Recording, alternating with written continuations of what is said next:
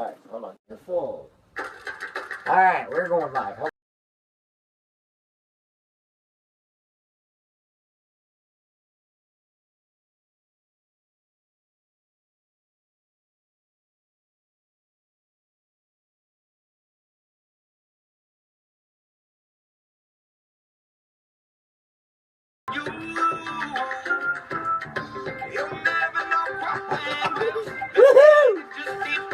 We're ready to read. Alright, come here, let's read. Alright. Alright, everybody. This is Daddy Daughter. We are on chapter 10. We are reading Commuter Capsule and Trouble. Nid Attack number 1. Alright. So far, Gracie, do you remember what's happened so far? So far, the Nids, they think the aliens are on they think that the people are Mr. Wonka and all the other Right, they're off, and then all the other people, everybody's off now because they started attacking all the hotel help. Remember? Hotel. Okay. Yeah. So, we left off, and everybody's under attack. So while Shuckworth, Shanks, and Shallow were being chased out of the space hotel by the Nids, Mr. Wonka's great glass elevator was orbiting the Earth at a tremendous speed. Mr. Wonka had all the booster rockets firing. The elevator was reaching speeds of 34,000 miles an hour instead of a normal 17,000. They were trying, you see, to get away from that huge, angry, vermicious Nid with the purple behind. Mr. Wonka wasn't afraid of it, but Grandma Josephine was petrified. Every time she looked at it, she let out a piercing scream and clapped her hands over her eyes. But of course, 34,000 miles an hour and dawdling to a Nid. Healthy young Nids think nothing of traveling 1,000,000 miles between lunch and supper, and then another 1,000,000 before breakfast the next day. How else could they commute between the planet of Hermes and other stars? Mr. Wonka should have known this and saved his rocket power, but he kept right on going, and Giant Nid kept right on cruising effortlessly alongside, glaring into the elevator with its wicked red eye. "You people have bruised my backside," the Nid seemed to be saying, "and in the end, I'm going to get you for that." They had been streaking around the Earth like this for 45 minutes when Charlie, who was floating comfortably beside Grandpa Joe near the ceiling, said suddenly, "There's something ahead! Can you see it, Grandpa?" "Straight in front of us." "I can see it, I can! Good heavens! It's the Space Hotel!" "It can't be, Grandpa. We left it miles behind us long ago." "Aha," said Mr. Wonka. "We've been going so fast we've gone all the way around the Earth and caught up with it. And a splendid effort." In other words, they went all the way around the Earth and they caught right back up with the Space Hotel. So they're back at the Space Hotel where all the Nids are at. And the commuter capsule with all the employees on it. "And there's the commuter capsule. Can you see it, Grandpa? It's just behind the Space Hotel. There's something else there too, Charlie, if not a mistake." "I know what those are," screamed Grandpa Josephine. "They're Vermicious Nids. Take back at once. Turn back at once. Reverse," yelled Grandma Georgina. "Go the other way." "Dear lady," said Mr. Wonka, "this isn't an automobile on the highway. When you are in orbit, you cannot stop and you cannot go backward." "I don't care about that," shouted Grandma Josephina. "Put on the brakes. Stop. Backpedal. The Nids. I'll get us. The Nids will get us." "Now let's, for heaven's sake, stop this nonsense once and for all," Mr. Wonka said sternly. "You know very well my elevator is completely Nid-proof. You have nothing to fear." They were closer now than they could see the Nids, pouring out from the tail of the Space Hotel and swarming like wasps around the commuter capsule. "They're attacking it," cried Charlie. "They're after the commuter capsule." It was a fearsome sight. It was a huge green egg-shaped Nid were grouping themselves into squadrons, with about 20 Nids to a squadron. Then each squadron formed into a line of abreast, with 1 yard between each Nid. Then one after another, the squadron began to attack the commuter capsule. They attacked it in reverse with their pointed rear ends in front, and they came into a fantastic speed. Wham! One squadron attacked, bounced off the wheeling away. Crash! Another squadron smashed against the side of the commuter capsule. "Get us out of here, you madman," said Grandma Josephine.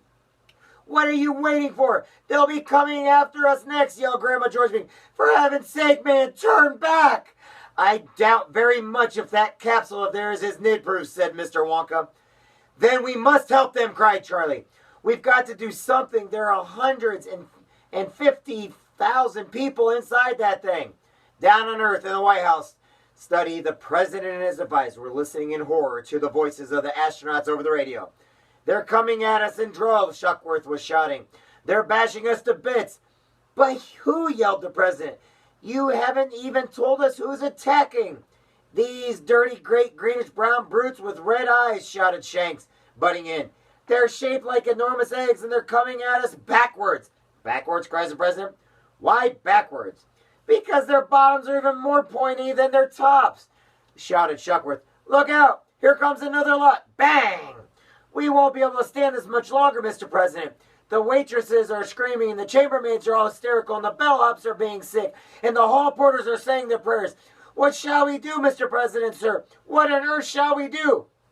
Fire your rockets, you idiot, and make a re-entry, shouted the president. Come back to Earth immediately. That's impossible, cried Schaller. They're busting our rockets. They're smashing in the smithereens. We're cooked, Mr. President, shouted Shanks. We're done for. But because even if they don't succeed in destroying the capsule, we'll have to stay up here in orbit for the rest of our lives. We can't make a re-entry without rockets. The president was sweating, and the sweat ran all the way down to the back of his neck and inside his collar. Any moment now, Mr. President, Shanks went on. We're going to lose contact with you altogether.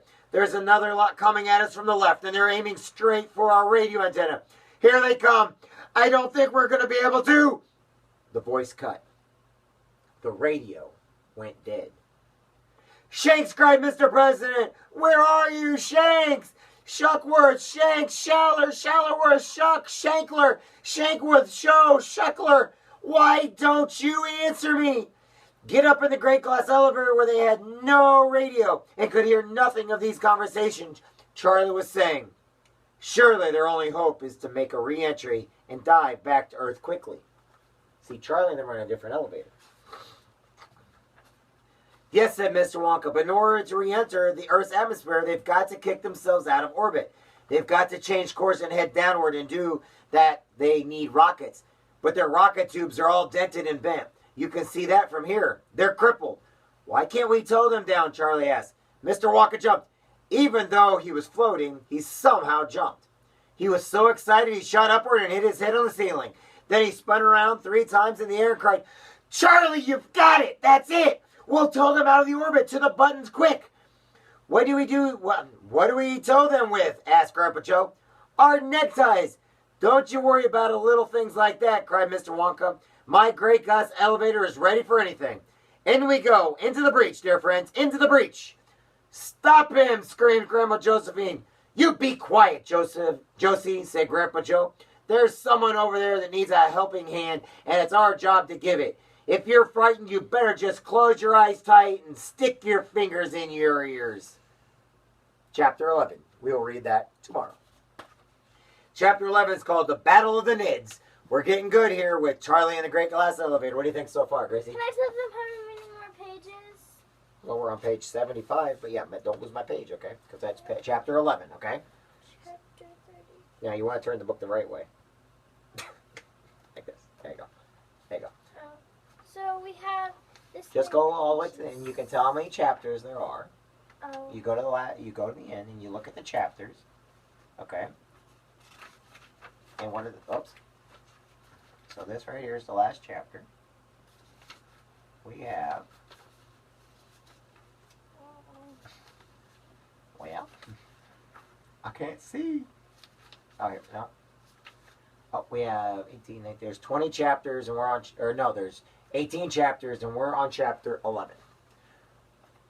So we're almost done. I think tomorrow we'll read a couple chapters, and Sunday, and we'll finish it up on Sunday. How's that sound? We'll finish the chapters up on Sunday. We'll finish the book up on Sunday, okay? And then we'll let you pick out a new book, and we'll read the next one, okay? And then you're going to start reading, too. How's that sound? High five. High five. Come on, you get to read, too. High five. You're leaving me hanging. You are leaving me hanging. Thank you. Thank you very much. She left me hanging. You see how I get treated? I get treated. Okay, we're going to go off here for a second. Then we're going to have daily reflection time. But right now, we're going to get off here. We read the book, and we're going to... Okay. Whoops. All right. We'll be back in just a few minutes. Hey, Melissa! But don't look down. I'm on top of the world.